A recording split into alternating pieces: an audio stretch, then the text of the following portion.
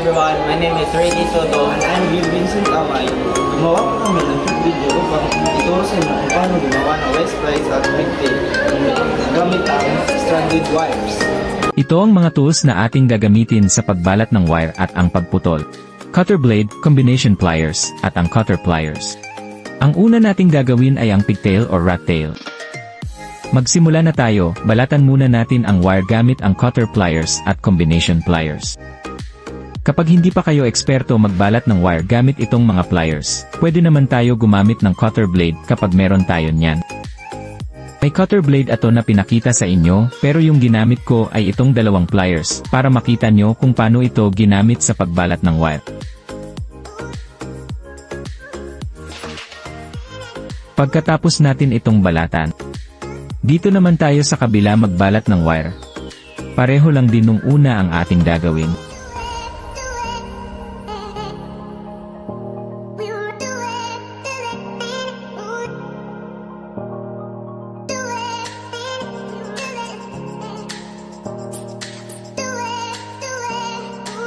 Pagkatapos magbalat, pwede na natin na splice.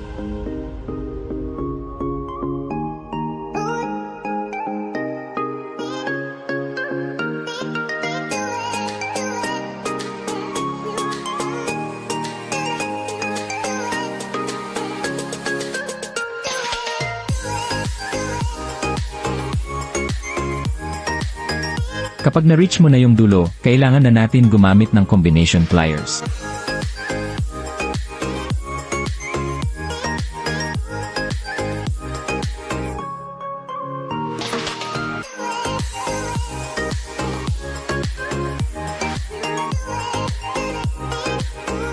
So, ito na yung unang gawa natin guys, rat tail or pigtail.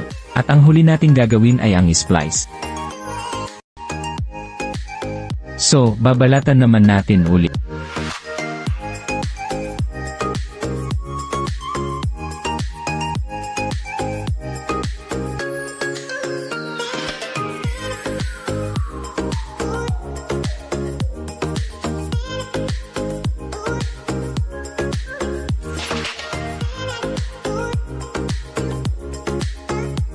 At dito naman, ibang paraan ng pagbabalat.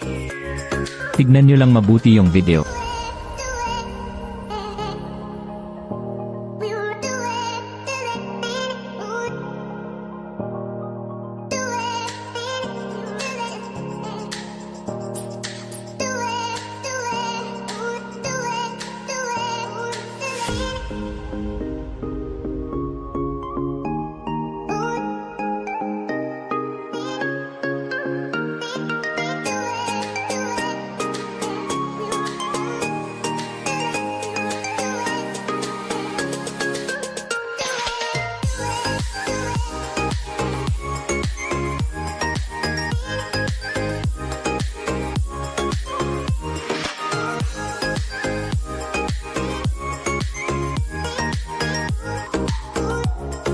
Gagamitin natin ng pliers para mahigpit ang pag-splice.